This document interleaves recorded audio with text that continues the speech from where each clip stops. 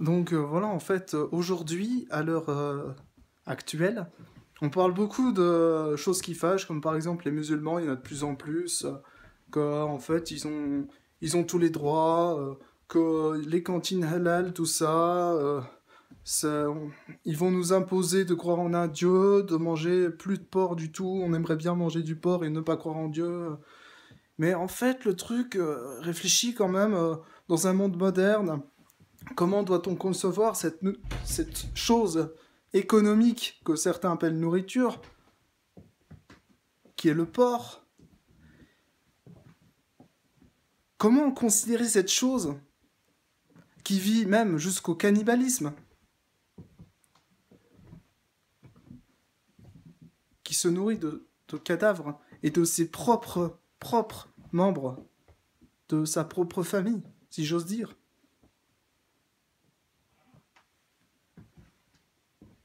Alors qu'en fait, on sait très bien que cette nourriture n'est pas du tout hygiénique, par définition.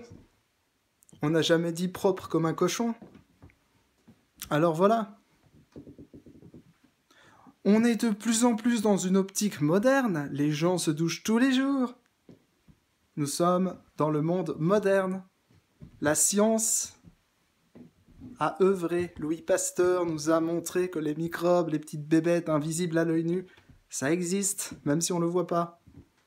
Donc, tout ça nous prouve, une fois de plus, qu'il faut quand même prendre le problème à sa source et qu'il faut s'interroger sur les réelles problématiques du monde de demain. Et le monde de demain, c'est un monde rempli de gens. Alors ces gens pensent très différemment les uns des autres, mais je trouve qu'aujourd'hui, quand on est dans un monde de plus en plus multiple, avec bien sûr plein de musulmans, de plus en plus de musulmans, de plus en plus de juifs, de plus en plus de végétariens, de plus en plus de flexitariens, de plus en plus de frugivores, de plus en plus d'orthorexiques de tous bords, de plus en plus d'hindous, de plus en plus de bouddhistes, de plus en plus de végétariens, végétaliens. On se répète, mais tout se tient. Il y a de plus en plus de gens qui ne mangent pas de porc. Ah oui. Parce qu'est-ce qu'un végétarien mange du porc? Non. Donc voilà, la question ne se pose pas. Nous avons de plus en plus une minorité de gens qui ne mangent pas de porc pour des prétextes plutôt, j'allais dire, ce que certains, enfin, ce qu'ils appelleront eux-mêmes résistance, mais qui n'en est pas. Puisque de toute façon, alors déjà, chez les chrétiens, il faut savoir que les chrétiens, c'est une secte juive à la base. C'est-à-dire qu'en fait, Jésus était essénien, euh, il a été baptisé par Jean le Baptiste qui mangeait des sauterelles et qui vivait dans le désert, donc qui était essénien. Jésus était intermédiaire entre les Esséniens et les... Et il était contre l'école de Chamaï, et il était donc de l'école entre les Esséniens et les qui étaient ultra rigoristes et les